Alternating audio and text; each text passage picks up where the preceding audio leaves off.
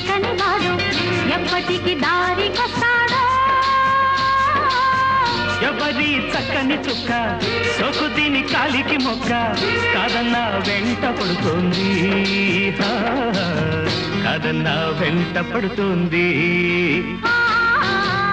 ఎవరి చక్కని వాడు ఎంతకు చిక్కని వాడు ఎప్పటికి దారికొస్తాడో. ఎవరి చక్కని చుక్క సోకు దీని కాలికి మొక్క కాదన్నా వెంట పడుతోంది, కాదన్నా వెంట పడుతోంది.